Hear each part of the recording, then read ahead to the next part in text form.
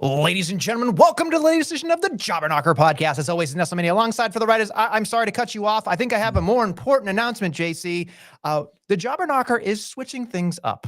So I just wanted to make sure everybody knew this. This is the last Tuesday morning that the Jobber Knocker will be happening. We will be going either to Tuesday nights, Wednesday nights, Thursday nights. We will let you know life is happening. But anyway, back to you, Baron Corbin. JC. How are you?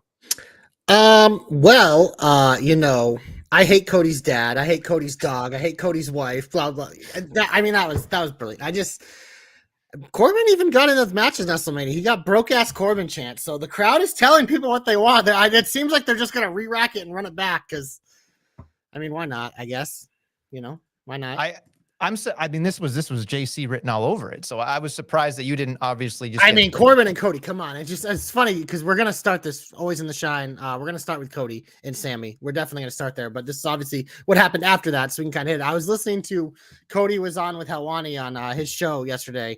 They recorded before Raw, and I was actually listening to it before getting ready to record it. I didn't quite finish, but it was interesting. Something he said, He's like, I don't like it when people who weren't involved with Dusty use my dad. So if they use it, it means they really had to have a special connection with him.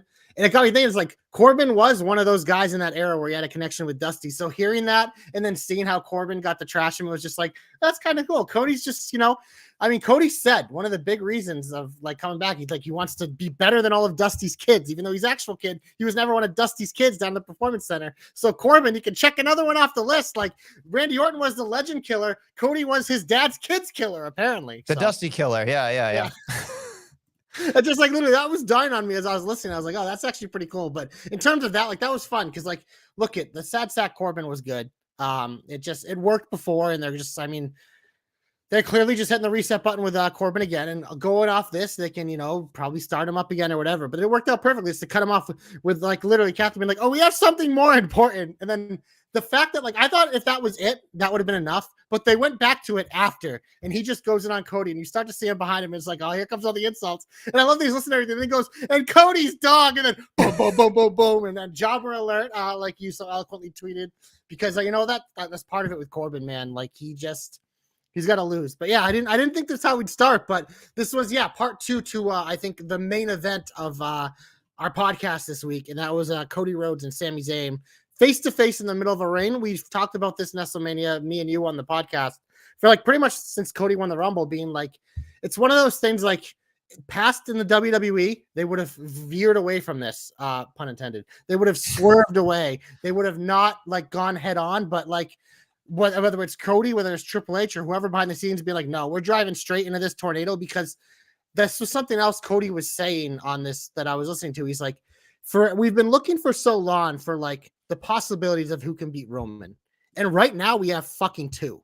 And that is really cool. And it's just set up perfectly where Cody being look it, man, you beat Roman, I'm facing you. So it's just Cody's at WrestleMania. And it's these February pay-per-views for a lot of the time are throwaways. Obviously Bray won the title a few years ago over Cena, which led to the him and Orton match. That was one where it shifted. There's been edge matches in the past that have shifted the main events of WrestleMania. But for the most part, these February ones are just kind of layups. This is not a layup at all. And I think that's really cool.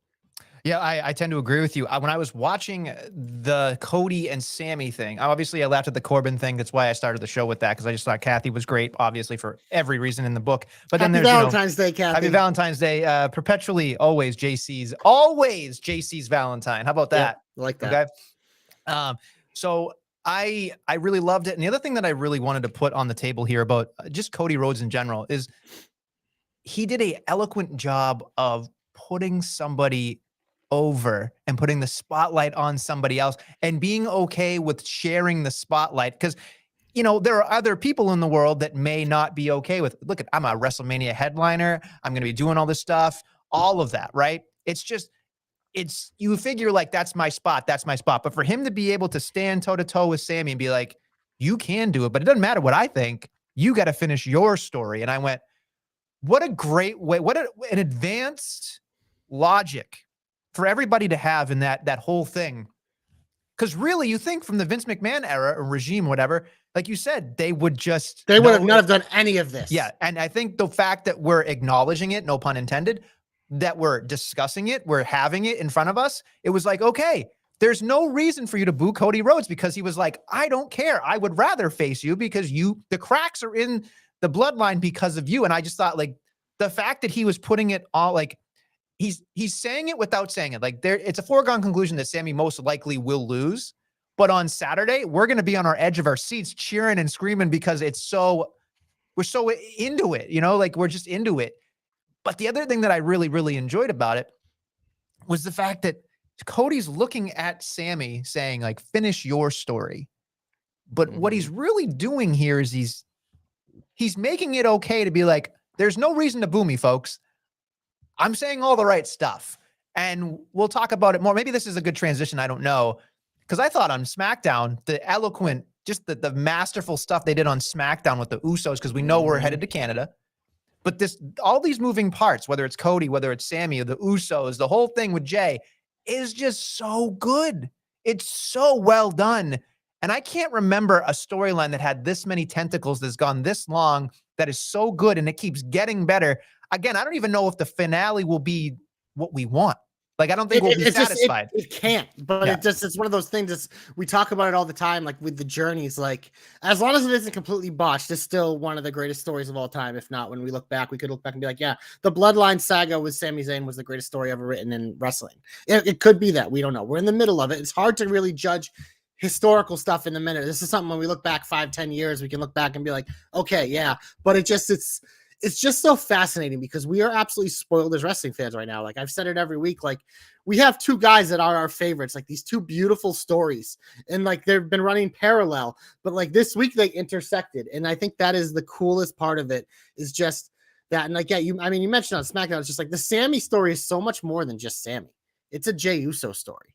It's a Jimmy Uso story. This week was so much I thought about Jimmy on SmackDown. He's been kind of like the second fiddle to Jay, or just kind of like the third in. Like Solo's honestly felt more of a story than Jimmy. Jimmy's just been kind of there. But this week it was just like, Jimmy Uso pretty much pulled a Batista. He was walking alone, coming out, and then obviously Jay. Yep. Sorry, I couldn't help myself. Every time I hear a walk alone, I can't help myself. Gun this whole studio. Yeah, exactly. But Jay comes down through the crowd, which I thought was cool. No music necessary. He's fired up. He's there for his brother. But I think what was cool about this, it's just like the dichotomy of this whole situation, is we know Heyman's a rat, and he's a rat for Roman. And that line at the end of the show where he said, Jimmy, you see things differently on TV, AKA he saw him talk to Jay. He saw Jay talk to Sammy. Roman is aware of all these things that are happening. That's why he said, well, Jimmy, I can't trust you now too, because clearly you're probably more loyal to your brother. And I saw something in your eye, like maybe you've turned on me too. This is part of what, like, the unraveling of the tribal chief is the paranoia of everything. So he's already paranoid. He was paranoid about Sammy. He's paranoid about Jay. Now he's going to be paranoid about Jimmy. So it's just, he told him to stay home and stuff. Obviously, we know Jimmy can't go to Canada because of his DUI, WI, whatever he had. I think Jay can go. So I still expect Jay to show up. So that'll be interesting. But it just, the layers of it, and just seeing Jimmy Uso thrust into like the starring role for an episode of SmackDown just kind of really furthered it. Because I'm like, man, this is one of those shows where, like, yeah, you have the main characters. Like Roman Reigns is like, he's been the main character forever. It's his fucking bloodline. Sammy came in and just like kind of stole the show. But Jay was always one of the main characters because he's the one who started the bloodline feud way back when and then back in. But it was like, Jimmy was another guy that's just kind of on the side, but he coming to the forefront. It's like it's one of those shows where everyone is a star. And it's just so cool because we're rooting for all their journeys to be something different. And it feels like we know we're in the home stretch now. We're in the climax where like Canada could be the end or it could be the beginning of the end. It's just like it's so cool that we're gonna have these next 2.5 months and then it could just be poof gone. So we really gotta enjoy it. I mean, we'll talk more about it with our predictions for Elimination Chamber, but I was sitting there thinking, if Jay's not the person to, screw him over to transfer the heat, as we've talked about for weeks, there's got to be situations that are just going to be, in the back of my mind, I thought to myself, they're in Montreal. If the screw job, if they put him in the sharpshooter and they do the whole, because Brett is Sammy's hero, there are so many options here to just screw Sammy over and it'd be nuclear. And again, they've done a wonderful job of not having KO on TV. Oh, yeah. Royal Rumble. They have not even mentioned him. Yep. You know what I mean? So they're doing a great job in that aspect of the storytelling as well. But I will say this. How did you feel that it was like a point, there's Jay, he comes down and it's like, it's weird to me because clearly we were hoping that they weren't going to lose, but there was a small part of me that felt like, what are we doing here? It was a weird, I know all the dominoes line up on SmackDown, so it's perfect, but it was just this weird thing where all I could think about was, is all of this smoke and mirrors for a second? If you really go back to it, and this is where, the detective comes in, right? If you look at it, if you really, really look at it, when he didn't trust, he being Jay, when he didn't trust Sammy at the beginning and the tribal chief said, I saw everything I need to know, trust your tribal chief. Is there a Lon Kong here? Did they know that Sammy was going to do something? So did they have Jay create this false sense of you're in the bloodline just to be like, okay, we demolished him in Elimination Chamber and the bloodline is bigger and better than ever now. There's a portion of me that feels like, because you go back to that tribal court and they little promos where he nudged Roman by accident, ran away from Drew McIntyre. There's months and months and months and stuff. So you got to go back. I know our boy Dom in the thread said there's a whole playlist. I haven't been able to look because I've been incredibly busy, but I bet you there's seeds in there. I bet you there's something in there that when we go back and look at this, we're going to go, oh man, we didn't even think of that. It's such a nibble. And when I watched him walk down the stage, I was like, wait a minute. I get that he's there for his brother. They had this emotional thing, but they could be all playing us. They could all be playing us because Sammy had one line in there where he said, I've been in the trenches with them. They're on another level. They think about all this shit. Mm-hmm. So the fact that they're 6 steps ahead, and then of course, you got the parrot from fucking Aladdin, Heyman being like, Jafar, Jafar. It's just that's what he is. You know what I mean? It's so much. It's so much fun to watch this stuff, but I do not believe for 1 second that there is giant cracks because I feel like they're going to have this moment where Jay fucks Sammy real bad at the Elimination Chamber. Yeah, that's the way I've always thought. But man, watching it at the same time, because I'm like, they have an opportunity that where it's yes, if Jay does it, the Usos, they're just big as heels as Roman Reigns. And it's just because they broke our hearts. But it's also the way that Jay has because we've talked about main event Jay Uso and how he really proved himself when his brother was out and he really raised his game and got to another level. And so his brother came back, they just went back to what they were already, the best tag team in the world, just on a completely higher level. But it's watching it, it's man, if some reason the Usos just took the side of Sammy, Jay Uso would be 1B in terms of baby faces after Sami Zayn on SmackDown. Just the ability they have, how beloved he already has become and would become if they completed it. But it's so hard to see. And that's what I think is cool of it because we're still assuming, like you said, they're going to screw him. It'll set up a tag match because KO will come out to the save to a big pop and all of the nonsense, blah, blah. We get Usos versus KO and Sammy at Mania for the belts. Maybe that's the main event night 1. I think that'd be pretty cool to see the tag titles kind of put in their first main event. I think it'd be special. And I think the Usos are the team to do it. But it just it's hard because it's part of it. I see it. And honestly, on Monday, watching that promo, and I don't know if I'm going to get heat for saying this, but watching it, because it was just I wanted to see with a crowd just to see the difference between Cody and Sammy. And I obviously they're both just so beloved. So the crowd was just loved all of it. But it's just there were a couple times Sammy said something and it seemed like the crowd still leaned a little towards Cody, which surprised me a little because I wasn't sure if that would be. And I think it was just man, I don't see Sami Zayn being the one to beat Roman, whether it's and if they made it a triple threat, I don't know if I'd love that. Cody pretty much said the same thing. He's like, I don't care what we do because I think it's really cool and I just want to beat the best. So I don't care if it's only Roman or only Sami or if it's both of them. Doesn't matter to me. I don't know if he believes that, but that's what he's saying because he's So you got to say all the right stuff. Well, Yeah, he's just like he's the way Cody is. He's just like he's intelligent, and I think that's why I think he's probably the one who walked into Triple H's office and says, "No, we're driving straight into the storm because that's the best way that we're going to do it." And I think it's going to be awesome, and it makes it better because he's like, if I get better and everything else around me is better, that just means everything is better, and I love that mentality. It's just like it's like the team thing of making everything better. But a part of it is like you have to make yourself better too. But I don't know. Watching that promo, they felt different to me. Like Sammy's story is so beautiful and awesome. But like I've said all along, the reason why I was so adamant of him not winning the Royal Rumble is like his story, what to me wasn't a WrestleMania story. It was getting to in front of his hometown story against Roman Reigns. And that's why it's just like the happenstance of it of like Roman and Sami in Montreal and perfect. Roman and Cody at Mania to me is perfect. Like it's perfect. It's just like, how do we navigate through this and make it so we still love what we're getting from Sami beyond Elimination Chamber? And I think it's going to be very hard because no matter what there's going to be naysayers. There's always naysayers. But if they can tell us a good story, a story that makes sense, make us feel, whether it's hatred for the Usos or however they do it, like they haven't really fucked up to this point. And I think we're waiting for this fuck up. We've been waiting for the fuck up with Cody. We've been waiting for the fuck up with the Bloodline. Neither has come yet. Maybe it comes Saturday, but man, like so far they've been batting 1,000, and I kind of like have the faith that it will continue because just like they've been hitting both these out of the park. It's crazy. It's interesting that you said the thing about Cody being more. You know what it was for me? It's just I would look at it like this. It seems like Sami with the "I'm not sure I can beat him" is such a great little storytelling device. Great little nugget. But what it does do is it either helps the crowd get behind him or it may hinder him. And I think in that small nugget, the crowd was like, "Oh, you can fucking do it. Do it." You know, and even Cody was like, "You can do it." And again, from a storytelling standpoint, love it. But in terms of getting the crowd behind him, it's like, I don't know if that did everything because Cody kind of outshined it a little bit where I went, he's saying all the right stuff. Like, I'm confident. I'm coming off like, I don't care. I want you to do your thing. And Sami having the doubt was like, I get it.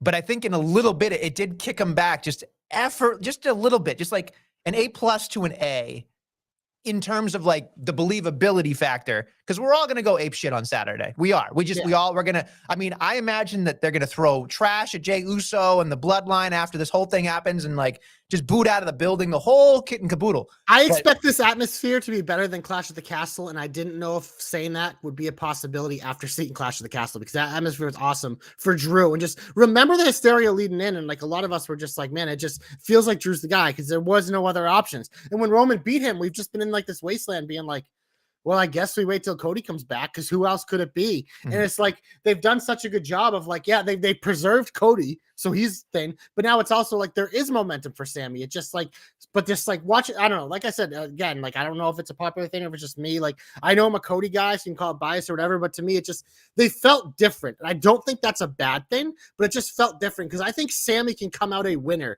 by taking Roman Reigns to the absolute end and then just losing clean. Like coming so close and losing clean, I still think you can come out a winner. And then what you do is like whatever you do after, whether it's with the Usos or whatever, is how you move him forward. It just with Cody, if he lost to Roman at Mania, that's a tougher one because it's just the same thing with the Rumble. Like we knew he was gonna win, but it's just like we didn't care. It's just like the groundwork's laid that it's just like that's the destination. It's just like get us there without doing damage. And I think just like they've made, I don't know. I just think it's such an exciting time to be a wrestling fan. Honestly, think about what we've talked about. So we're almost 20 minutes in. Yeah. And I mean, granted, this is the biggest thing in wrestling, but like we said, we might look back in like 10 years and be like, man, that really was a golden era of a road to WrestleMania. Like that was the greatest road to WrestleMania ever. I think we can all agree if Cody Rhodes wasn't available or if there wasn't a better story, Sami would be the story for WrestleMania. 100%. But it's not because that seems like the quintessential WrestleMania storyline. The underdog beats the big guy in the end or whatever. We've seen it. We saw it with Daniel Bryan. Right. We saw it with Kofi. This one, the only reason why it's so different is like Roman's the greatest big bad of all time because he literally hasn't lost. That was the other thing I loved about the Corbin being like, I was the one who best beat him. That was fucking like 5 years ago. So it's crazy. It's nuts. And there's, again, throughout the way, the bloodline has dragged all these people up with them. Like it Yeah. just, I mean, not even like they're, kicking and screaming, but it's just so much fun to watch. We should probably talk about the rest of the show because there's a lot to get to. Yep. I'm curious your other positives. I mean, if you're probably gonna laugh at me, this being the second thing I brought up, but Nestlemania, I just like, I am in love with this Chelsea Green character. I just like, it is my pet project. It is like my side piece. It is my favorite, like main thing, like major story. Like this is just like, there's not many things, like little things that bring me so much joy every week than these stupid fucking segments. Like the one on Monday, it was just her fucking complaining, being like, I've written a thing to the manager, and I'm being like, well, like I am your manager. I read it and I advise. And she's like, and it's so ridiculous because it's obnoxious. Obviously on SmackDown, her and Sonya, the two people that just like to whine, sticking them together and them not liking each other. Like, and then in a little match, like everything Chelsea does, like her mannerisms, I get a fucking kick out of it. It just, I don't know what she's good, man. And this was someone I remember back in Tough Enough. Like they brought her in late and I was just like, who's this? I wasn't a fan. I saw some of her work like outside of WWE and I was like, oh, she is pretty good. But like just seeing her every week, and let's be honest, she's not doing much. She's maximizing her little 2-minute segments, but it's just like everything she does, it's just like, man, she is good. We haven't had like their character work. I don't even know if she's a good wrestler, if we're being honest. I really don't. I have no idea, but I don't fucking care because this character is my guilty pleasure right now. And I want her on every show. I want little bits here and there. Her and Adam Pearce together. I'm like leaning forward in my seat. I just like, it's so good. It's so good. I don't care. I don't care. This is the second thing I brought up in the podcast. I'm out here. I'm exposed. I fucking love it. It's funny, as you were talking, I could see her having a moment at WrestleMania where she doesn't have a match, but she's in the middle of the ring and she's complaining to Adam Pearce, and then the Bellas come out and just waste her. Like I can see something like that happening. I just feel like you could parade her out in front of all the female legends and Hall of Famers and just have her take every finish, and it'd be fine. It'd be fun. It'd be good. So I agree. I think she's hilarious. Obviously, Matt Cardona helps. I'm sure he's got some good ideas. So it's fun to see how this goes. But it's fun. Like it's definitely a lot of fun to watch that whole thing happen. Anything else you want to talk about that's positive? Let's see here. I enjoyed the contract signing. I think you did too. I think I saw a tweet from you this morning. Just like it's contract signings, we talk about them all the time. They're like they are what they are. Like we know, but this one was different. I love the fact that Brock was out there like, I decided, get your ass out here, Bobby. Get out here. I take my stride on my mouth and beat your ass. And Bobby, like you see, the line of security comes out. So it's like, okay, this is interesting. And then when they brought out the table, I was like, yes, make Brock or Adam bring you the fucking contract. That is so cool. It just because it was like, I think this is what you said in your tweet. It's like, it showed that he's an equal, and boom, 100%. Because Bobby said, no, Brock, I need you to fucking cater to me. Enough of this bullshit. I'm a big star. I'm a big deal. Every time we've been together recently, I've got the upper hand on you. He fucking Bobbied his way through it with his fucking mouth, but I don't give a fuck. It was effective. Bobby looks like a stud. He is a stud. He goaded Brock in. He got the upper hand on Brock. We already know he was losing this match. It's in fucking Canada too, so we know he's losing. But it was just one of those things like, we know Bobby's been a big baby face, but the beauty of this feud is like either guy could be a heel just like that, just by how they act. It doesn't matter. People just want to see it. They want to see the two big fucking hosses go out there for 5 minutes and beat the fuck out of each other. And that's what we're going to get. I thought this was a beautifully done segment because it was unique to what it needed to be. And I tend to agree with everything you said, but the other thing that I really wanted to point out here was there's a lot of distance between the two, right? And the fact that he just got up and like put his hat on and went, and then he took a back body drop on the stage, and I cringed a little bit here and that. But the other thing that I really wanted to hit home was, yes, we know that Brock Lesnar probably will win, but what I was really enjoying was we've gone through the idea of what a contract signing is all the time. You know what I mean? Like eventually, let's just flip the table and fucking fight. Like that's exactly what it was. But when I saw him get his own table, I thought to myself, now this is something we haven't seen. And how rare is that occurrence in this day and age, right? It's almost like it never can exist because we've literally, like I've watched since I was 4 years old. I can tell you what would probably happen in a contract signing, right? But when I saw that, I thought, what a small detail. But what it made me feel was, okay, not only is Bobby Lashley an equal, Bobby Lashley in his delusion thinks he can beat Brock Lesnar. When you go back and you look at it, he won the first one because Roman Reigns helped him, right? The second one, he lost, but then he beat him up. So he technically lost. And then he kind of got lucky at the Royal Rumble. So like he hasn't really definitively beaten Brock Lesnar. But the delusion of it all is what I love in the character. You know what I mean? And I think that's where it's going to get. So I'm very excited to see what happens on Saturday, but I think it's going to be less than 8 minutes. Like that's like we talked about it last week when we are looking at the card, like this is going to need time, this is going to time. This is the one where it's bang, bang, and get out of Dodge, Yep. but it's like the crowd will be hot for all fucking 7, 8, 9 minutes, whatever it is. Bump, bump, bump. I love these. I love both of them because it's just like the wham, bam, bam, bam, bam, and then the fucking get your ass out here, Bobby. I was sitting there going, I'm like, are we gonna get to like a match where it's just them fighting on a farm? Like, what are we doing here? Like, it's just like Yellowstone like sponsors a match or something. It's gonna be ridiculous. Like, that's the one thing Brock Lesnar hasn't done is beating somebody up on a farm. That's what I want to see before he retires. But that's just me.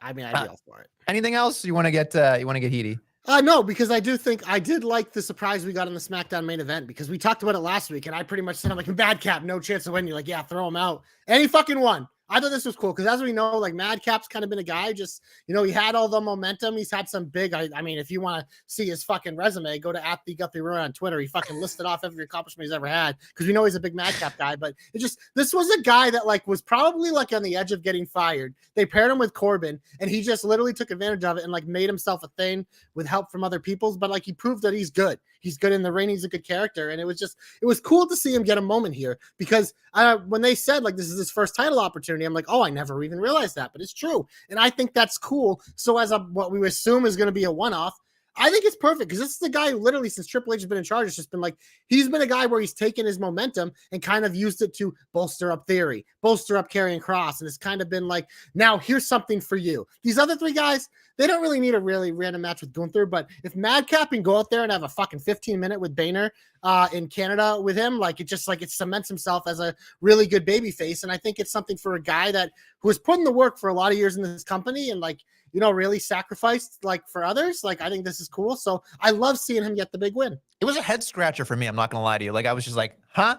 Like I was sitting there going, please God, not Karrion Kross. I would love Santos to have won, but we were probably holding off on that. Rey Mysterio, we clearly know where his journey leads to WrestleMania, so he doesn't need anything ever. He is bigger than a championship at this point, and especially with Condom getting ready. That's going to be fun. But I will ask you this. Do you think that Madcap has longevity left? Because when I'm watching him, I think he has all the stuff to make it.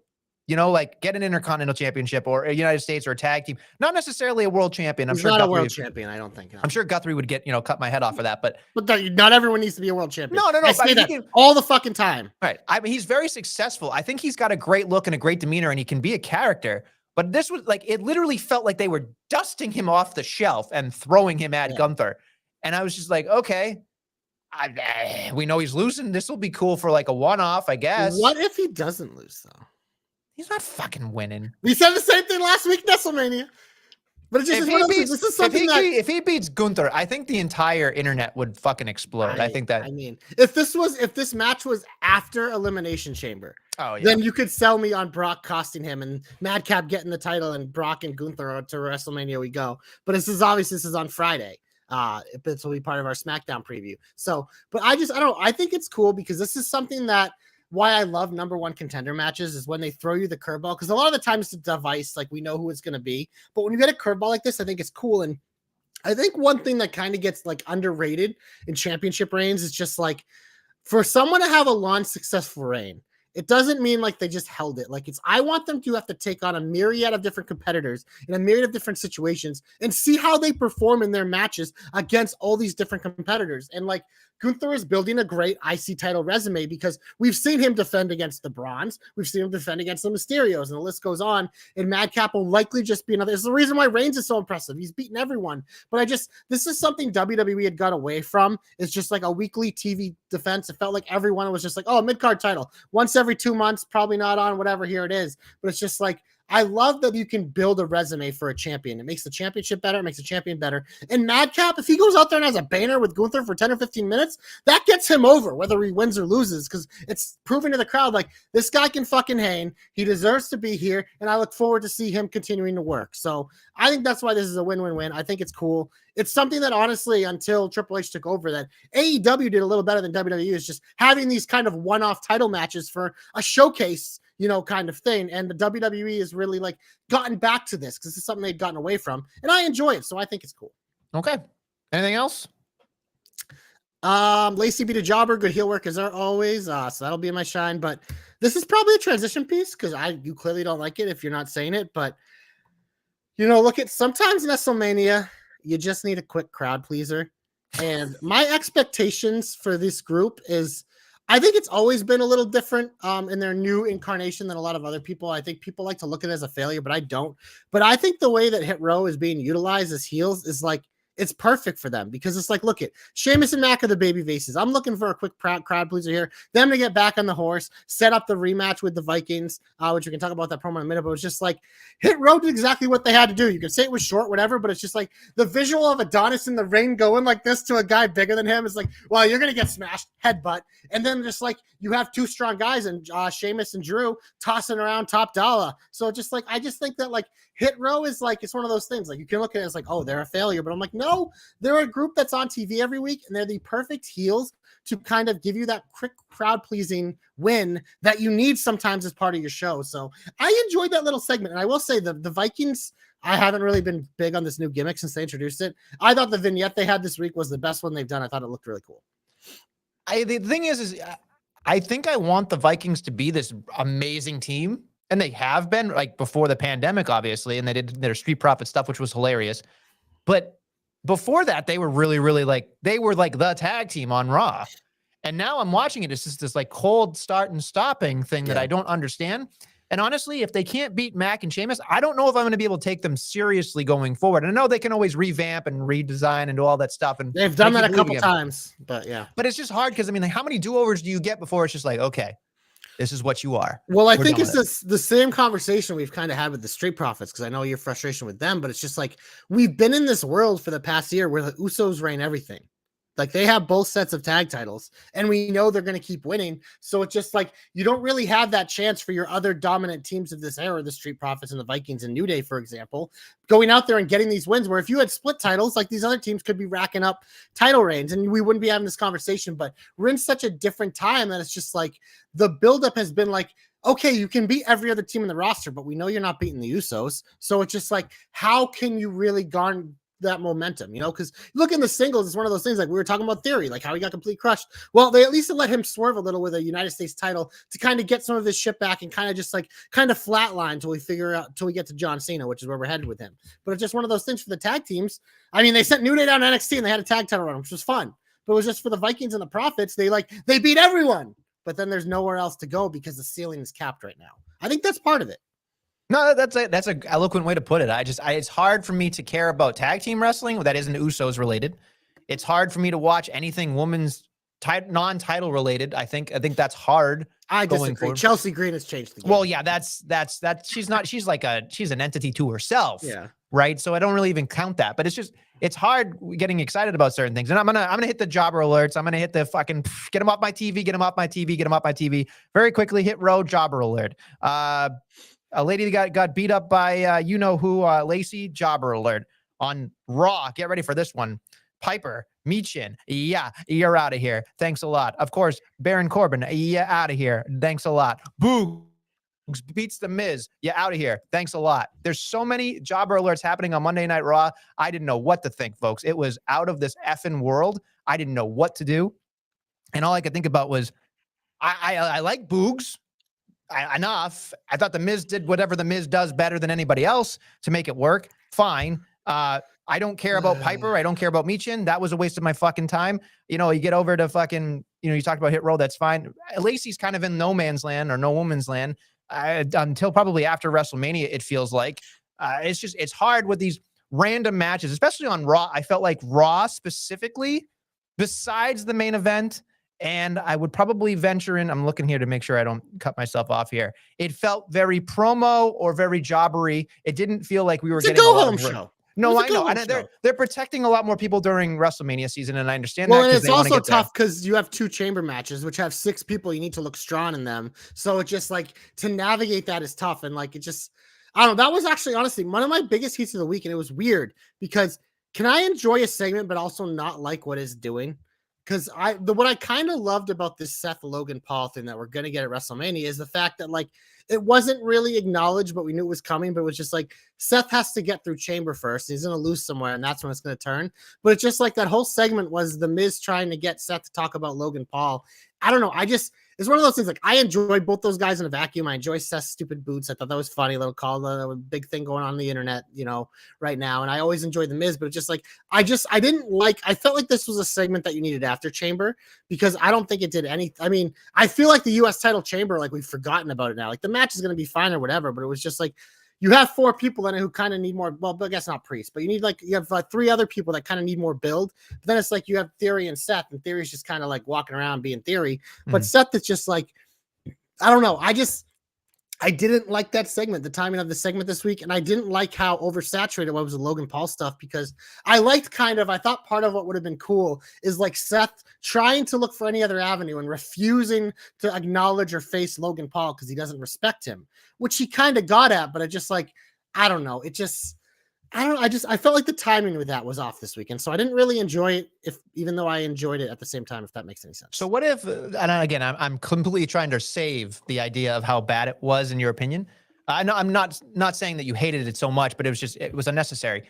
What if that promo that was said on Miz TV was to line up the fact that it's going to come down to Rollins and Priest in the Elimination Chamber, and then Logan costs Rollins the match so Priest can win. That way, everybody's happy because then it's like you can't ignore him anymore. You can't not bring up his name because the guy just keeps fucking you over in the Royal Rumble. He talked about main eventing WrestleMania. He hasn't done it yet, technically, I guess. And then you get to all that stuff, and then he beats, he's going to beat everybody in Elimination Chamber and then loses because of Logan Paul. I think that'd be an easy out because now you have to acknowledge him. I mean, I know they're not going to get on the same program. Like he's not going to have Seth on his program. We know that. I think that'd be cool. Not going to happen. They'll probably do it after WrestleMania. Oh yeah. Absolutely.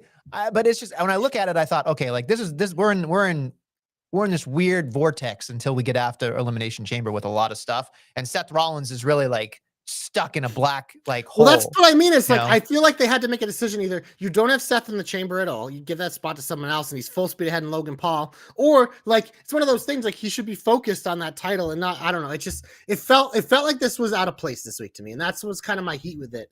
I'm all for Seth Logan Paul. I said we were watching the Rumble and they started doing I'm like, there's your WrestleMania match, and then it was like, holy shit, it's actually gonna happen. Like, I think that's an awesome matchup. It's gonna be cool. I think the feud's gonna be dope. I think the match is gonna be dope. It's a perfect dance partner for Logan Paul in his second WrestleMania.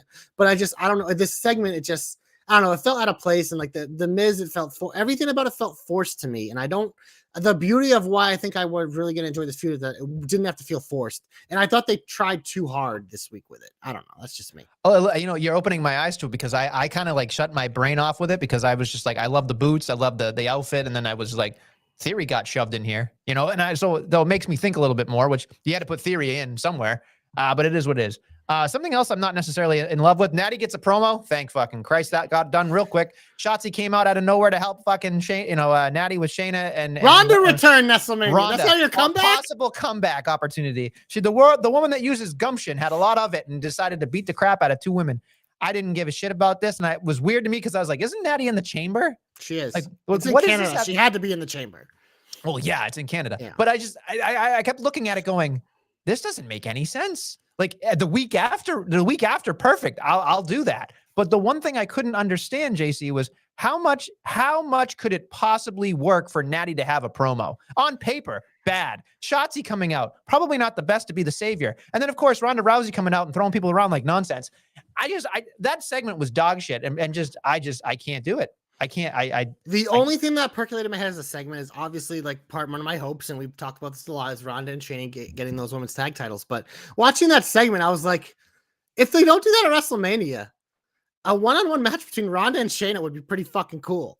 And they at least like teased it a little bit here, but it's just like obviously they're on the same page. But it got me thinking, being like, I'd be all for that because I think it'd be obviously a big thing for Shayna because that is kind of the monkey that's always been on Shayna's back. Because like you said, I was here first. I've been here first. Hell, I was a fucking champion before she was even here. And all that is true. Everything Shayna said was true. And then Ronda showed up. It's like, well, sorry, Shayna. She's a much better, bigger star power version of you that can do even more. And whatever. So it's kind of always been that monkey. So I was kind of like watching, like, I'm like, if they're not doing a tag title thing, which I still kind of want. Like a one-on-one between Ronda and Shayna at WrestleMania, I pull out my popcorn for that. I think is like Ronda's tripping over herself, but is she still entertaining? But I think Shayna in the ring just makes us kind of like yawn. But Shayna the person, like the personality, I think Shayna has better personality than Ronda. Like, I don't know. It's tough because I find her entertaining, especially with the stuff she did with Reggie and Nia Jax. I thought that was like quintessential. That was great. Getting it out of the ballpark stuff with her. I thought Shayna Baszler deserves a lot of credit. I just think her style in the ring doesn't necessarily complement what people are into. You know what I mean? I think she's kind of submission based, and that's never going to be the most exciting, but that's why she kind of always has to be a heel. So yeah, I tend to agree with you on that as well. Moving on to something very quickly. I'm curious your thoughts on this because I thought this was it was a nice way to go about it, but I didn't really care. Like, we had Becky and we had Bayley and then we had Bianca. Obviously, everybody was blowing up about Bianca for obvious reasons. But it's just, I like it. But then I'm like, well, are we saving the damage control 6-woman tag for no, Mania dude, now? I've told you for months that it's Becky and Bayley at Mania. Like, no matter how many times we've seen it, like they're doing some sort of match between these two at Mania. Like, I'm convinced, and this just kind of solidified it. Like, I look at it. I wasn't super excited about this, but in terms of a go home, I was like, because one of I think the glaring omissions from the chamber was the fact that Becky and Bayley never had a chance to qualify. It's like, these are two of your biggest stars. Who, like, yes, obviously those two have faced Bianca more than anyone. We don't want to see it, but for them not even to be involved in this chamber match just felt like an oversight. So I like that they acknowledged it. Even like the weird little caveat that Adam Pearce made, him being like, well, I guess we'll just start as a triple threat. And I was like, wow, we've never had a 7-person chamber. That would be interesting. I was like, at least they threw that out there. Obviously it led to nothing because what it did just led into the main event. It's just Bianca wins, so neither of them get a chance. Like, we go on, like, this was just literally just like a one-night filler, which again, it is what it is. Like, you're 3 of your better wrestlers, but it was like the reason why I didn't outright hate it, because I'm not saying I liked it. There's not an outright hate it, is at least it kind of like fixed a glaring omission I thought they had with this match by not even considering Becky or Bayley because they were so much in their own shit. That I like that it's like they still cost each other. They're the reason why each other isn't getting the title shot. But yeah, I mean, again, I've been, like I've said the last couple months, it feels like we're fucking getting match 1,000 between these two at WrestleMania and some sort of gimmick. I don't know what it is, but it's just like, unless if they involve like Trish and Lita or some legends and they make it some sort of like bigger match, it just, Becky and Bayley feel like it's just like Edge and Judgment Day. Like, these things aren't separating until after WrestleMania. We've kind of omitted the Edge stuff until right now. And again, I transition. I do respect Edge and Beth Phoenix. I think they're wonderful at what they do. He's setting up to shit on him, folks. But here come the pants drop. I watch it as like the grit couple. Like, I when I hear that, I go, okay, you're trying to sell a t-shirt. That's fucking stupid. And it's just Edge coming out for the 400th time for the save. And then fucking, of course, Rhea Ripley has to fucking come out. And I understand that. But I'm getting to a point. I'm getting to a point where I'm glad Edge is winding down. I don't mean that like in a negative way, but like, yeah, you do. It's okay. It's the same song and dance every single time. And I know there's nuance and there's other things that are clearly going to be happening here, but like, we're getting Edge, we're getting Finn Balor at Mania. And I understand that, but God damn it. Like, I just want it to end. I want it to end. The fact that they're going to go wire to wire to being like Edge started Judgment Day last year's WrestleMania, and now this Mania, he's going to end Judgment Day, which is buffoonery at its best. But it's just, I think that's part of the problem is like the story has already been written. It's already set to go. So there's really no other way to tease it than to have Edge and Beth just run out to make saves when Judgment Day does what Judgment Day does and beat the fuck out of people. So it's one of those things like the Judgment Day on weeks where they're not there, they're fine because they're fucking great. They're one of the best things on Raw, and they have been for a while. Like they hit their stride, and all 4 of them have something, and I think that's awesome. But we know this is where we were headed. The match is going to be a cool, I think, element. I wish that Beth and Rhea haven't had their hands on each other as much as they had. I feel this way about a lot of feuds when you're like building up of like the so quote unquote dream match. It's like, I hate when they touch each other this much before they actually like get in the ring, because I think it does undervalue it a little bit. But it's just like, honestly, like there's no other way to book this, unfortunately, unless if you do nothing. And the option when you have a weekly show isn't to do nothing. So it is what it is. It's one of those things like, yeah, we're fatigued of it, but it's the same thing as Becky and Bayley. Like, it's the same category. It's like these stories don't wrap up till we get through WrestleMania. And unfortunately, this is where the long road to WrestleMania can be a negative because, I mean, look at Dom's one of the hottest things in wrestling, but it's just like he has to take a back seat while we do all this stuff. Like Rhea's one of the hottest things in wrestling, but it's a checkpoint. Like it's just like it's a checkpoint, and that's unfortunately what it is. This is the negative of a long road. I would just like to point out the Nestle equation here. Judgment Day plus non-Edge weeks equals awesome. Judgment Day plus Edge on that week equals I can't do it. I think that just says that you don't like Edge, which I think no. Is fine. I'm just saying. When you look around and you see Judgment Day taking on a Cody Rhodes or a Judgment Day taking on a random assignment, it's far more entertaining. It's more fun. And I'm just saying, it's right there, folks. It's right there in front of your eyes. That's all I got to say about that. Moving on. Anything else? I got nothing. All right, let's get hopeful, shall we? Glorious. You're my only hope. Ooh. Go first. I guess I don't really have anything great this week. You think with Chamber, like, all these cool things that you could do, but it's like, we're getting stuff for our predictions. But the one thing that I kind of been like, you can call this like, oh man, no, that's dumb. Like they've already tried this and whatever. But it got me thinking because when I'm looking at Corbin and I'm looking at like his interaction with Cody, it's like Cody pretty much took a shit on his chest this week. Like it wasn't even competitive. Corbin talked all this shit. Cody went out there, fucking smacked him in the face, pulled down his pants, and fucking let it flow all over his face and smushed him in it like he fucking was a dog who shit on the carpet being like bad boy. And just literally did it like that. And it was just like an afterthought. But I was like, you know what? Corbin's a piece of shit. And that's why I fucking love him. But here's the thing. Cody is likely going to be champion at some point after Mania. And somebody has to beat him. And Corbin's already won the fucking Money in the Bank briefcase once and failed. Why not win it again? And why not have fucking bum-ass, stupid fucking Corbin, who Cody took the biggest shit of his life on?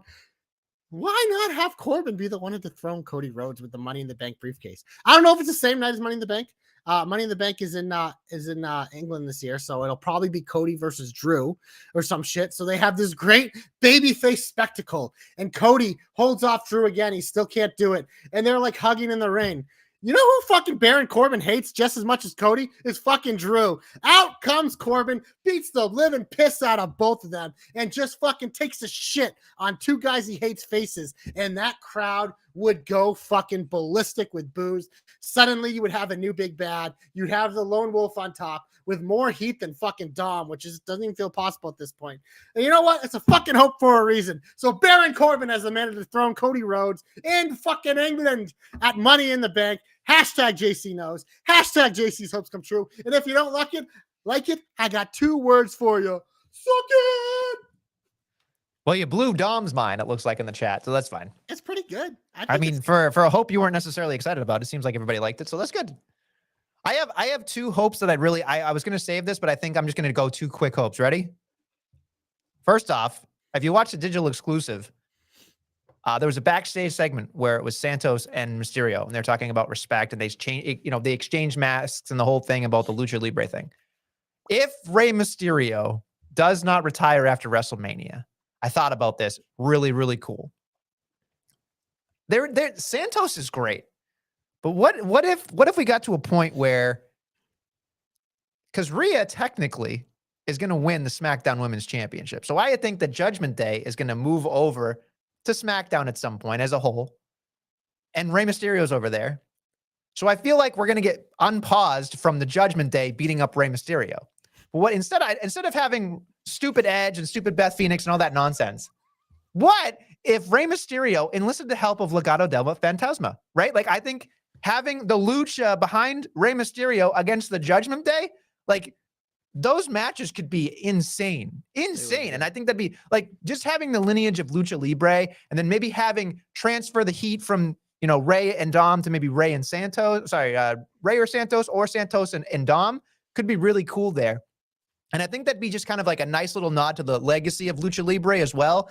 Because why would they have done that segment, right? Like, we know we want Santos versus Rey in a feud, but I think first there's something there. There's like a respect. When I was watching it, I just kept thinking to myself, yeah, obviously the numbers don't line up, but having, Legado and Rey against Judgment Day would be really interesting to me. And I would really love to see where that feud could go. And of course, the stable would turn on Rey, and then you could have your long-term feud there if that happens. But I can see something like that happening because I think it's really cool. Secondly, I am more excited. I almost gave this my comeback, but I don't want to blow this here. Otis as Otis. I can't say this enough.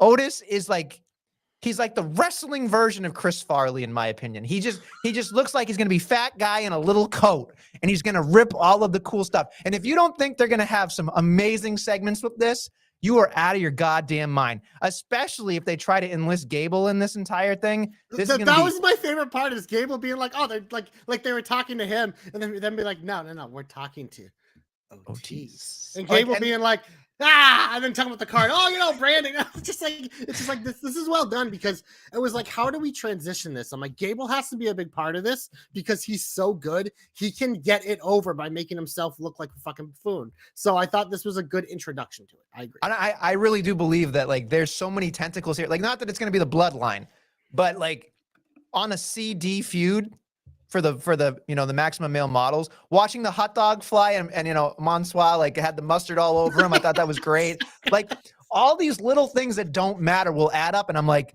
Otis doing, like, having Maxine focus more on Otis and that whole thing. Like, there's going to be so much stuff. Like, if you included Gable trying to be a model and having like the Rick Martel kind of like, I'm a great wrestler and I'm a model, that'd be funny. If you have just Otis and they all turn on Gable, great stuff, because Gable can just go and plug and play and wrestle and have a great time. But there's other things here that I'm just like, I loved watching Otis and Mandy Rose, and we didn't really get, to me, like that finishing thing because of the pandemic. Not that we're going to get the same thing, but if Maxine, I mean, it was a moment of the year, but it would have been better with the crowd. Right, the crowd, the fireworks, it would have been like a bigger thing when they had kissed and that whole thing. I think Maxine falling in love with Otis would be hysterical to me. Just like, there's so much. Fucking Otis gets all the hot ones, huh? I'm just saying, like, there's so much meat on the bone. Yeah, tucky. Like, there's so much you can do with this. I am Maxie.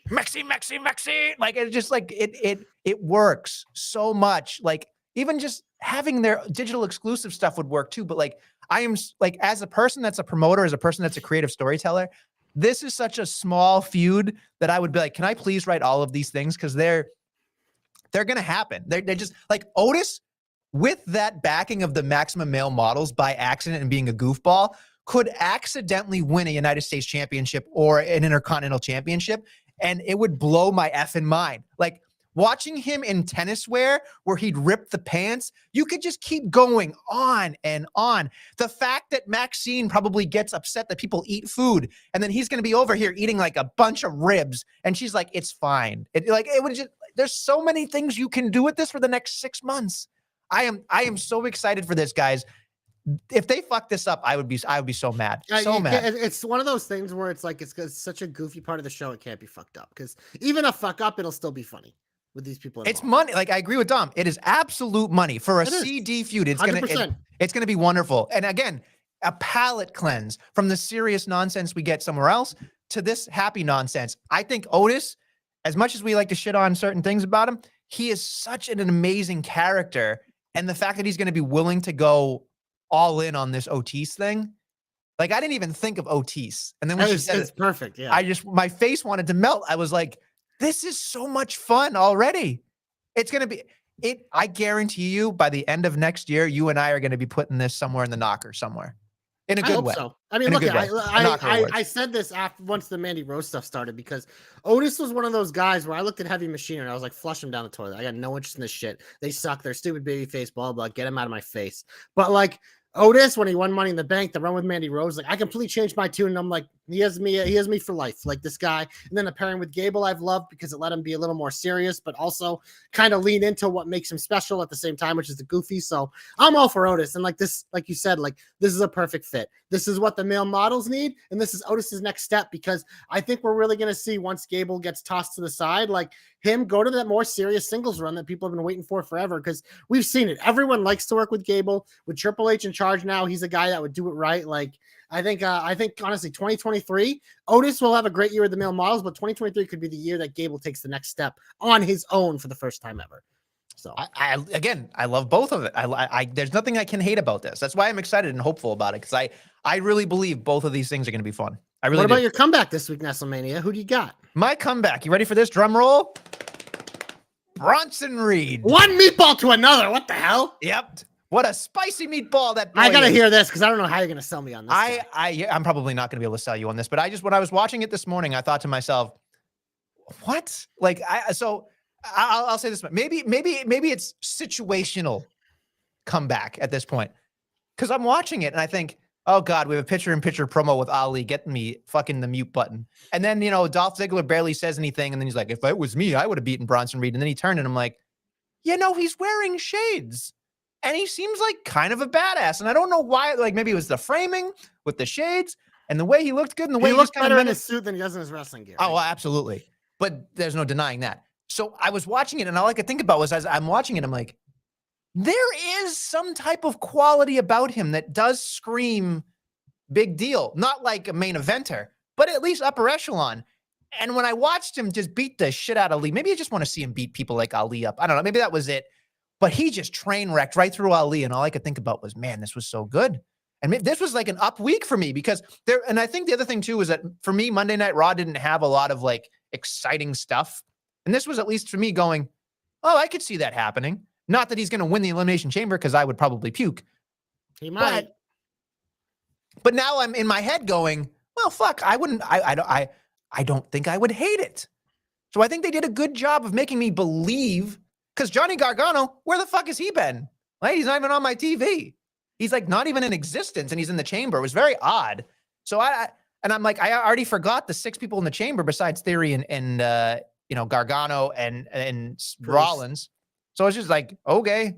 So I thought this was a good week for him. I thought this was the first week where I saw character from Bronson Reed instead of big bad guy. So I'm hopeful that it's not, he's not going to light the world on fire, but the man beat Okada. That must be for something, right? So he's got to have some quality. I mean, look, he was good. He was good in NXT too in the ring. I just never cared about him. Like, he had a run as North American champion. Like, I don't know. I don't know if he's ever going to be one of my guys, but I said this to you off air, is that I didn't realize he was from Australia. And immediately what popped in my head is like, man, when Grayson Waller's up to the main roster, when people want to have you for Grayson Waller, it's this guy. Like, especially with how good he looked in the suit, I can see him standing behind Grayson. And I don't think being a heavy is a bad thing at all, especially for a guy like Waller. Like, that takes to the top. Like, I don't know if you heard of this guy named Wardlow. They fucked it up, but he was pretty much a heavy and he got vaulted and probably could have gotten to a main event run if they wanted to. Probably still can because I think he's a star anyways. But it's one of those things. Like, I think for me to fully be in on Bronson Reed, they have to do something like that because he was just kind of like when guys who like I'm not like super impressed with their character work, I just throw it out there and you try to just tell me they're a big deal without showing me they're a big deal. I kind of see right through that, and that's probably how I would have been with a guy like Wardlow. But instead, you kind of like built something in and let me learn about this guy slowly and built him up. And I was like, okay, I think they could do something like that with Bronson Reed. I was just telling me he's already there. It's a tough sell for me, but I don't know. It's just like, whatever. He's clearly good. Like you said, I'm not there with him yet. And maybe that's my fault. I don't think it is, but maybe that's my fault, but whatever. My comeback though, Nestlemania, I just said, oh, here I am making fun of your comeback. My comeback is going to the guns, baby. The Ass Boys, the Gun Club, and the new AEW Tag Team Champions. We said last week on the show, I remember we were closing off being like, man, this feels like too soon. Like, it'd feel like it'd be a very AEW thing to do, but they won't do it, right? They fucking did it and the crowd rioted. And for that reason, Nestlemania, because look, I was at work, so I didn't see it live and I was reading the spoilers and I was like, oh man, this is fucking terrible decision. I was with people, but then I watched it and I fucking loved it because you know me as a wrestling fan. What do I love? When the crowd gets so fucking upset to end something, they're just like outraged. I'm like, it's just literally like, it's like, I don't want to, it's not going to be Dom level heat because that's a whole nother thing, but it's one of those things. It's like, it's the same reason why I've always loved Corbin. It's like, you get this person that people just absolutely fucking despise. And they try to sell you that it's go away heat, but that's not what it is. If you're getting that mad, that's not go away heat. That's fucking legitimate heat, which is what you want. And I mean, they kind of, AEW told us this was coming because the Guns took care of FTR in that final match. So we knew they were being groomed. We knew the story existed. But I don't know, watching it, I love the way they did it. I love the way they did it with all the bullshit and all the nonsense and how mad everyone got. And I cannot wait to see what those motherfuckers do this week because I do see potential in them. I think Dom and I know Dom was high on them immediately. And I was just kind of like, I don't know, I have to see it, but they've kind of grown on me. And I don't know. I feel like what they did is that Revolution pay-per-view is fucking super hot trash right now, so to speak. But when I look at this, I'm like, man, what do we always say, Nestlemania? Babyface is chasing. And we get one last little chase here with the Acclaimed until fucking daddy ass probably sides with his real sons at the pay-per-view and whatever. But I felt like AEW needed something to make me care about anything they have going on right now. And this little thing, by putting all this fucking heat on the ass boys, might be it. I don't know. I just love the way they did it. Again, is it probably premature and too soon? Maybe. But the way it played out, in terms of when I watch wrestling, I fucking loved it. So the ass boys get my comeback, baby. I didn't know how to feel about it. I wasn't necessarily loving the match itself. I thought the match was kind of pedestrian. Yes. Yeah. And so it was tough to watch, but the outcome, you're right. The outcome is what you're going to remember. I was just glad they didn't pull the Billy Gunn trigger right then and there, because I was thinking, okay, that's definitely pay-per-view worthy.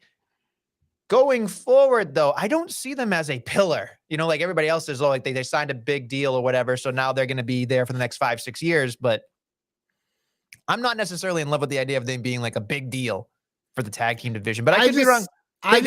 They bumped their asses off. I will say much. They bumped their asses off. They're intense when they have to hit the mat. I think they're good. I think they're pretty good. I think you're in the big thing, because this is a tag team that they can be literally heels forever. And like, I think people will always come out looking like better baby faces when you're facing them. And I kind of gravitate towards those teams, because I mean, honestly, that's what the Revival was forever. It's like these teams that like I think are really good, but like their best asset is making like everyone else look better. And like I think eventually that turns, but like these kids are so fucking young, man. Obviously they have the name, and when you have the name, there's so much pressure. You get in the door, but to really break through the door, you need to there's more pressure on you. So I don't know. That's why I said, like, was it premature? Probably. I won't argue against that, but I don't know. I'm sold on these kids. I don't know if their first reign here will be a long one, but it's just like when I'm looking at AEW, I needed something to make me care about their weekly television, because they fucking made them MJF Daniel Bryan fucking feud a pile of fucking shit. I don't give a fuck about anything they're doing. It's just like, I mean, I can't wait to run through the card with you in a little bit to give you the week, because I can't wait for you to shit on everything they have except for like 2 things. So here's the thing. I want AEW to be good. Of course we do. I really do. Like, I think people think that we shit on, we're like, oh, WWE homers. I love AEW. We're wrestling. There's a lot of people in AEW that I love more than a lot of WWE people. Like Orange Cassidy, Ricky Starks, MJF, the Acclaimed. Like, these are some of my favorite wrestlers, period. I think the hardest part is that, like, we want it to be good, but we can't bring ourselves to enjoy it because it's been bad lately. And I think everyone agrees with that. Yeah. And it sucks because WWE does things better, but it doesn't necessarily mean that the people are better. They just have better ideas of what to do. And I just feel like, well, I think it's ebbs and flows, because for a while the argument was that AEW is putting on a better product. It's one of those things. It's like WWE has gotten a lot better, and AEW just they're in a rut right now. Yeah. And it's just, they can go through a million reasons, but it is. Period. It is. All right, let's move on. Anything else? I think we go to the big finish, right? Big old finish. 1, 2, 3. Yeah, what a maneuver. Yeah, let's wherever you want to start. We're gonna get to Chamber, but I think we were just talking about AEW, so let's run through the card quickly here. They literally have a million things. I'm gonna. Should I put a blindfold on and a cigarette to make sure I'm gonna get ready for this? I'm gonna start off with your favorite 8-man tag: Orange Cassidy, the Acclaimed, and Daddy Ass taking on Lethal, Jarrett, Satnam, and Sanjay. Why? Where's the background in this story? Honestly, Nestlemania, it's ridiculous. Orange Cassidy's feuding with these guys. That's the thing. But like in the Acclaimed, Daddy Ass are kind of throws in.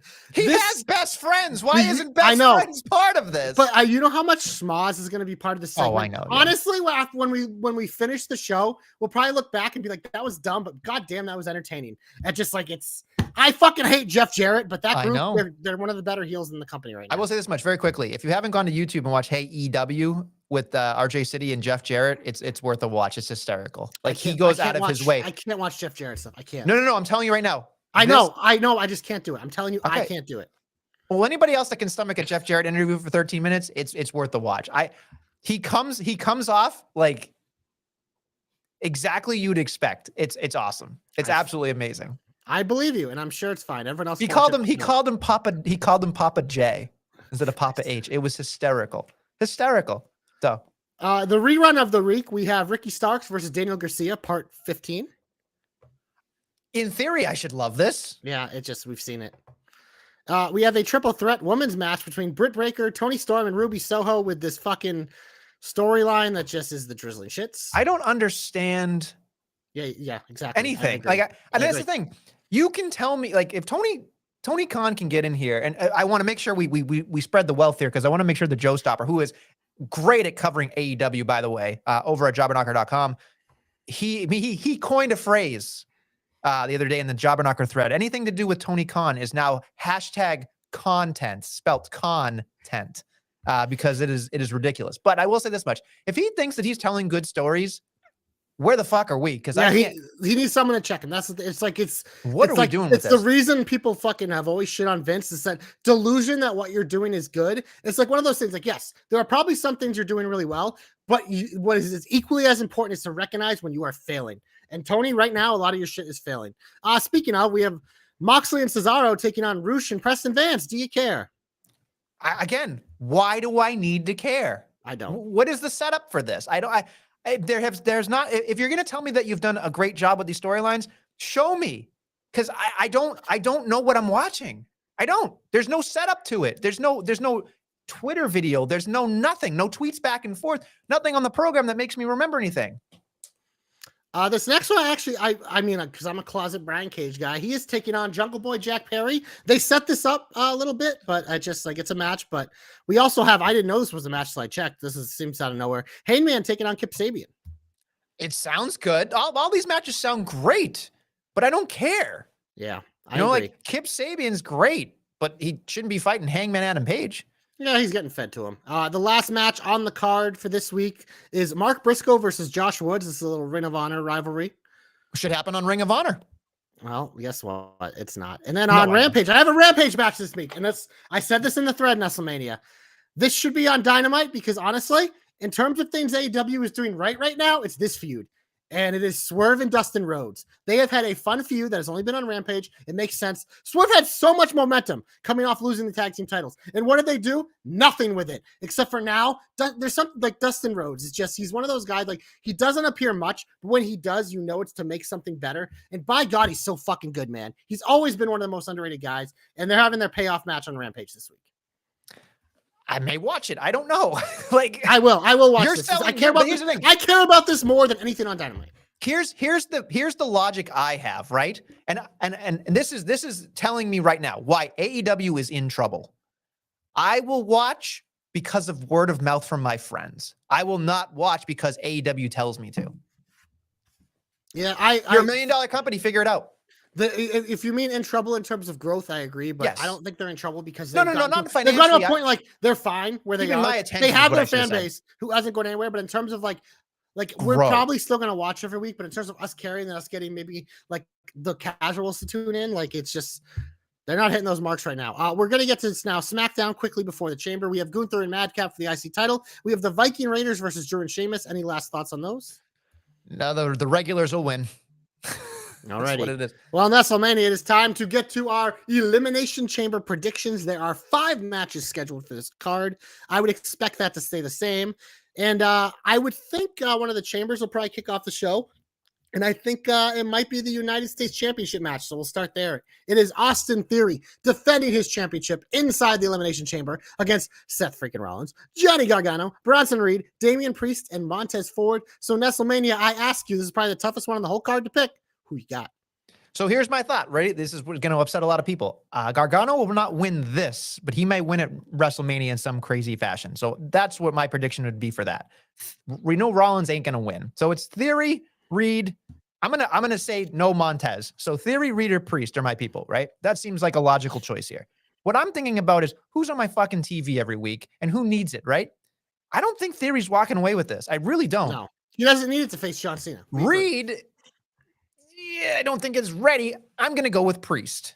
I'm going to pick Priest to Big Dub here. Big Dub because that's we know he's already won it. He's an established guy, and honestly, he's been doing really great. I'm picking Priest. Pick with your heart, not your brain, bud. I don't have a heart on this one. That's the thing. It's just I agree. Like pick your Rollins, Ford, you can throw out immediately. I think they have no chance. I mean, I think there is an argument that Theory could retain and defend the U.S. title against Cena at Mania. I think that is a thing. I don't think it's going to happen. Bronson Reed. So to me, it comes down to Priest and Gargano because if I think they did like a random surprise, like Gargano, Canada seems to be his place where he debuted, where he had some of his big moments in NXT. It's just they could do it. It's just him, like you said, carrying it into WrestleMania just kind of seems like it doesn't feel like it's time. So again, like for me, it's coming down to Priest, but at the same time, it's like, man, does he need it going into WrestleMania with how hot the Judgment Day is? And it's like, well, if Finn has a dance partner and Rhea has a dance partner and Dom has a dance partner, that leaves somebody out. So unfortunately, Nestlemania, on the hardest one to pick, I think we agree. I also got Damian Priest. No, don't pick him. Pick we God got the same logic. We spent too much time together. What can I say? Fuck. So we both got Priest. Next up, we have the Canada Giant Fest, a singles match between Bobby Lashley and Brock Lesnar. I'll go first on this one. And Nestlemania, like I said earlier, this feels like Brock Lesnar's moment to get his big win and kick Bobby's ass in his hometown. Give me floppy Lesnar. No, I'm kidding. It's gonna be Brock Lesnar. Brock Lesnar's gonna eat him fucking alive. It's gonna be awesome. Can't wait. Agree. Speaking of, I know you can't wait for this. A mixed tag team match between Edge and Beth Phoenix taking on the Judgment Day's Finn Balor and Rhea Ripley. We know Rhea's head to WrestleMania. This is in Canada. Edge and Beth Phoenix are going to win this match. I would literally, this would be the biggest upset on the card if Edge and Beth didn't win, in my opinion. I think Beth is going to have a huge moment against Rhea, but I'd assume that Edge is pinning Finn. So give me Edge and Beth. Okay, so that was my question. How can Rhea lose? Obviously, she doesn't have to take the pin. Yeah, Finn takes the pin. It's easy. Finn the pin. There you go. Yeah. Pin the Finn. I tend to agree with you, but I really, really, really want Judgment Day to win. I'm not going to pick them, but I think that would do more for the Finn potential Finn Edge match at Mania if Finn pinned Edge in this match in his fucking home country. But well, so the other thing too is is it one of those things where Vince McMahon would always make them lose in their hometown? So maybe. Yeah. Well, Triple H is more Tony. They all win in their hometowns. But hey, I think you should pick Judgment Day. Do it. I'm not, because I'm only like 2 points away from him kicking your ass. You're picking like a pussy then. Okay. Oh, picking like a pussy. You're the one picking after me most of the time. I just picked 2 in a row first. All right, here, let's pick the other one. I picked 2 in a row first. All right, so here we go. Asuka versus we have Liv Morgan. Elimination Chamber, Raw Women's Championship. Asuka, Liv, Cross, Raquel, Natalya, and Carmella. I picked Asuka in this match like 2 months ago. I also picked Asuka, so it's this fucking copycat. No, not fucking copycat. If it isn't Asuka, who do you think it would be? Let's ask that question. God, Carmella? No, Carmella and Bianca at WrestleMania. Are you fucking high? There's no. I don't think Raquel's big enough. It might be okay. Liv. So here's another. Maybe Liv. Well, here's another thing that obviously Natalya has some dissension with Ronda Rousey. Oh, Jesus Does Christ. Ronda Rousey take out Natalya and replace her in the Elimination Chamber match and set up Bianca Ronda at WrestleMania? You can't tell me that isn't a possibility, because I think that is a very real possibility. The fact that you said that hurts my feelings. Yeah, it really does. So if it isn't Asuka, it's Ronda Rousey. But I'm picking Asuka because she's in the match, and I feel like Asuka Bianca, like you don't have to, like, that's a good match. I don't hate that idea. I hate that I don't hate it. That's what I want to say. I hate that I don't hate it. Rousey and Bianca hasn't happened yet. We should start our own promotion. You and I come up with some off the wall ideas. It'll be great. I mean, I think we'd put on a great show. But I think speaking of Nestlemania, the main event in Montreal, Quebec, Canada, a singles match for the undisputed WWE World Universal Space Championship. The defending, reigning, whatever bullshit with Paul Heyman, Roman Reigns defends against Sami Zayn, Nestlemania. It's here. I mean, I think we're both going to pick Reigns because we're both fucking huge giant babies, but I have a lot of questions with this match. One, do they give us the falsy where Sami wins for a few seconds and then it's overturned? Do they screw him, or does Roman just beat him clean as a sheet? Clean as a sheet. Clean is not happening. Clean is definitely not happening. What I like I said, it could be Montreal Screwjob. It could be Jay. It could be Jimmy. Probably not. It can't be Jimmy. It could be Solo. It could be other things. It's just what I think is going to happen is there's going to be so many like close calls. Like absolutely. I expect a ref bump. I expect Jay to hold the championship and look.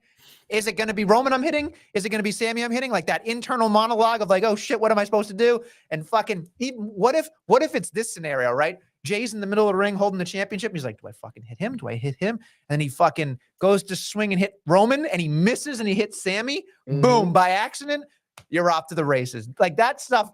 Like there's so many scenarios that I'm sinking my teeth into that are going to be fun. Here's a scenario that no one's talking about, which I don't think this is happening, but what if Kevin Owens cost Sami Zayn?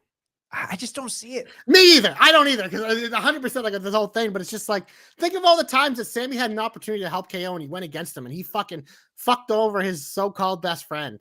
It's just like KO. Like, I don't think, again, KO's more likely going to come out and save him to a big pop to set up the tag match with the Usos at WrestleMania. But what if that 1% that KO cost him is KO and Sammy at Mania? Like, I don't think the internet would know what to do. I don't think they'd know what to do if KO turned heel on him. I mean, it's definitely something that was not in my radar. No, so I didn't think of it till right now. When we were talking when I laid out your transfers a lot of scenarios. heat, I was though. just like, it transfers a lot of heat.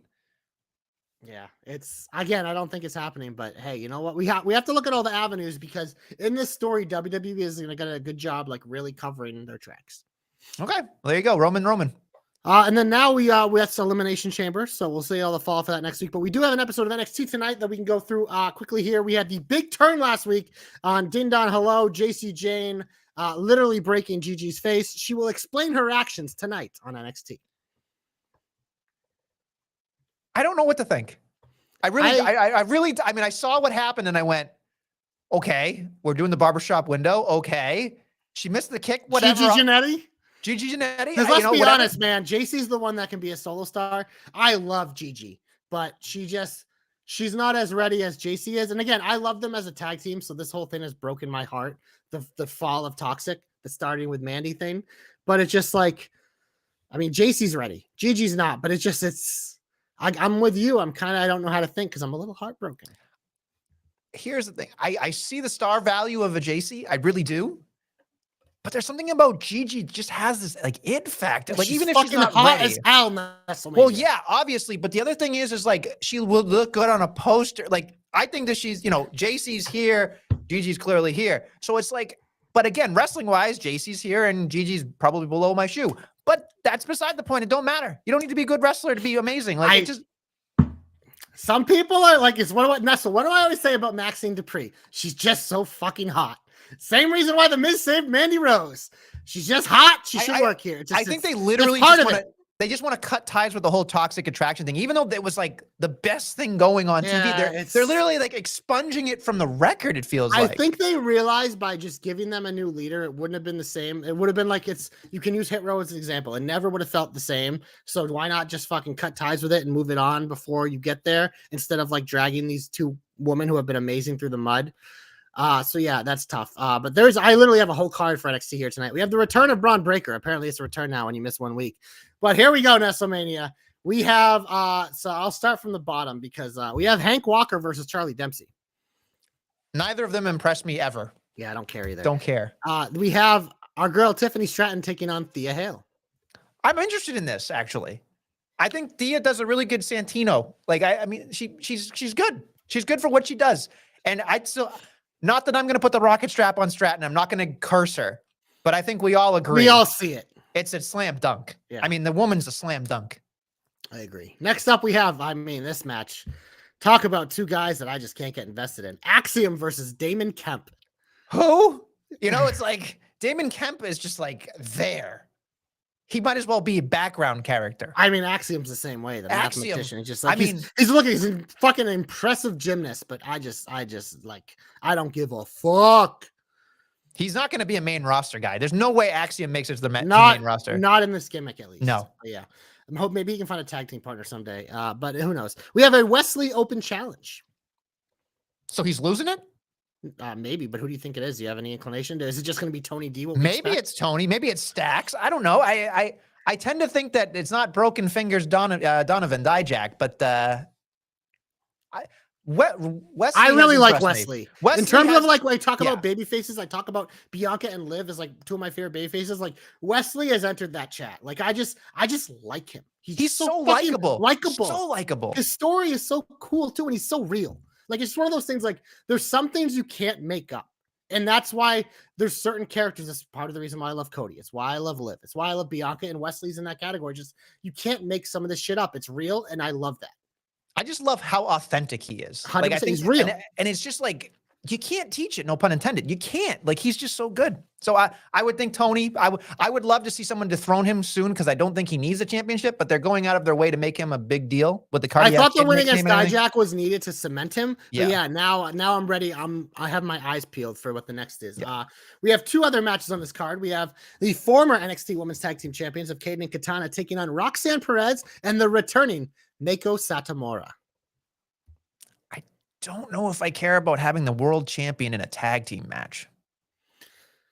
Yeah, It it's seems like a weird. throwaway. It was a weird setup of like a feud with them like feuding with her, but I think it's a good way to introduce Meiko and kind of set up. She was that already mutual she respect. was on in that pay-per-view though. I Like, know, but she's been gone forever because a lot of these NXT UK wrestlers have had a lot of visa issues. That's why a lot of them have been kind of here and then not here. That's part of the reason why one of Gals' members haven't been here. His visa is still an issue. That's why they're only the tag team still.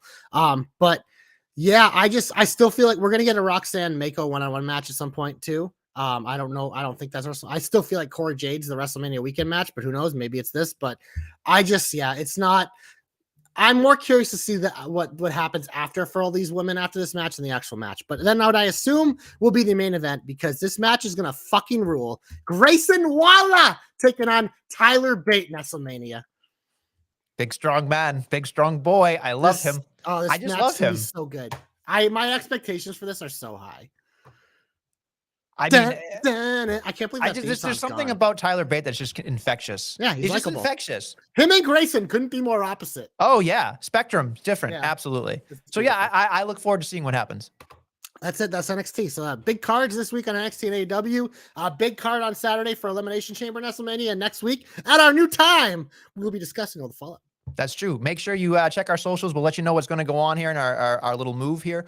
But we'll be back next week with more Jobber Knockery.